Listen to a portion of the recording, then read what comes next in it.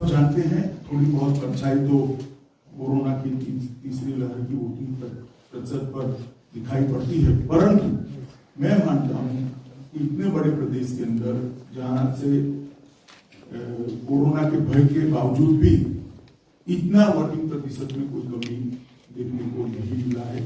और जहां तक दो कैंपेन के बीच में सवाल था, 17 में हम वादा लेकर गए थे, अब वादा निभाकर इन नींव पर एक मजबूत इमारत बनाने का नया वादा लेकर गए हैं। तो राजनीति के अंदर जो लोग काम करते हैं, भारतीय जनता पार्टी जैसी पार्टी के और मोदी जी के नेतृत्व में जो काम करते हैं, वो सबके लिए निश्चित रूप से संतुष्टि का मुद्दा है कि हम जो वादे किए थे उसको पूर्ण कर पाए। हाँ सर, में जिस तरह से हमने देखा मुख्तार अंसारी के बेटे अब्बास का जिस तरह से भाषण आया, उनका ये मानना है कि उसकी सरकार बनने जा रही है और वो कह रहे हैं कि अधिकारियों का 6 महीने तक तबादला नहीं करेंगे। ये तो चुनाव आयोग को इसका संज्ञान लेना है, मुझे कुछ नहीं करना, मैं नहीं कर सकता। मैं सर क्या बोला नड्डा जी, आपसे एक सवाल है। मैं श्रीकांत भाटिया हूँ सर। सवाल, आप खुद अभी से हार स्वीकार कर रहे हैं कि पंजाब में हम नहीं आएंगे, तो सर ऐसी क्या कमियां रहेगी जो पंजाब में आप सिर्फ कह रहे हैं प्रदर्शन अच्छा होगा? और दूसरा छोटा सवाल है, उत्तर प्रदेश में आप कांटे की टक्कर मानते हैं या नहीं मानते हैं सपा से? अगर भाजपा को कुछ सहयोगी दल लेने पड़े बाद में आफ्टर चुनाव, तो क्या उसके लिए भाजपा के ऑप्शंस खुले हैं कि कोई भी पार्टी भाजपा को सपोर्ट करे और भाजपा सरकार बने? देखिए, जहां तक पंजाब का सवाल है, पहली बार भारतीय जनता पार्टी को, भारतीय जनसंघ के स्वर से बात कर रहा हूँ, पहली बार 65+ सीटों पर कमल के निशान के साथ जाने का अवसर मिला है। इससे पहले हम 23 सीटों पर सीमित थे और हम गठबंधन के धर्म को निभा रहे थे। उस समय 2014 की बात है, 2014 से पहले की बात है, जब चुनाव आया तो सब लोगों ने कहा कि आपको गठबंधन से अलग निकल करके चुनाव लड़ना चाहिए, लेकिन मोदी जी ने, प्रधानमंत्री जी ने कहा कि नहीं, और एनडीए का धर्म निभाते हुए हम किसी को छोड़ेंगे नहीं। और हमें मालूम था कि उसके कारण हमारे पंजाब में ग्रोथ रुकी हुई है, हमने फिर भी नहीं छोड़ा। 2014 में भी कहा कि आप अकेले लड़ेंगे तो पंजाब में यूल में better result, but we said नहीं, हम एनडीए का गठबंधन की धर्म को निभाएंगे। वो हमको छोड़ करके गए और संयुक्त अकाली दल, शिरोमणि अकाली दल के छोड़ने के पश्चात हमें पहली बार मौका मिला। और इस बार पंजाब में भारतीय जनता पार्टी 65+ सीटों पर कमल के निशान पर गई है। इसलिए अगर हमारी रुकावट थी तो हमारे गठबंधन के कारण हमारा स्कोप कम था, और वो भी शहरी इलाके में, वो भी शहरी इलाके में कुछ पंजाब के एक पार्ट में सीमित था। आज हम पंजाब के सभी पार्ट में गए, माझा में भी गए, द्वाबा में भी गए, मालवा में भी गए, और सब जगह हमको उसका सपोर्ट मिला है। तो इसलिए हम उत्साहित भी हैं और हमें आशावान है कि हमको उसमें सफलता मिलेगी। जहां तक उत्तर प्रदेश का सवाल है, कोई कांटे की टक्कर नहीं है। हमेशा अपने कांटे की टक्कर आपने नहीं, लोगों ने रखी है, और हमेशा कहा, कभी कहा कि ये कांग्रेस का गठबंधन है, भाई भाई आ गए, भाई दो लड़के आ गए, और वो फिर भाई भाई एक दूसरे को दोष देने लगे।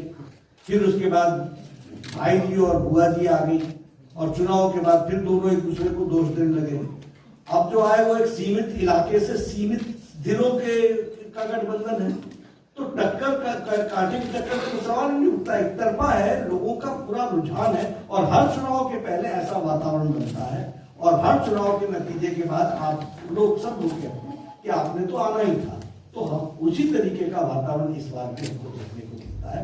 किसी के सहयोग लेने की जरूरत नहीं है। अपना दल निषाद पार्टी के साथ हमारा संपूर्ण गठबंधन है, और एनडीए अच्छी मेजॉरिटी के साथ आ रही है। विभा शर्मा, आपने पंजाब के बारे में तो बता ही दिया, पर फिर मैं पूछना चाहूंगी कि आपने कहा कि पंजाब में आप अच्छा परफॉर्म कर रहे हैं, पर आप क्या बता सकते कि कौन से सरकार बना रहा है वहाँ पे, ज्यादा अच्छा से कौन कर रहा है? देखिए, पहले मैं थोड़ा क्लैरिफिकेशन कर दूं।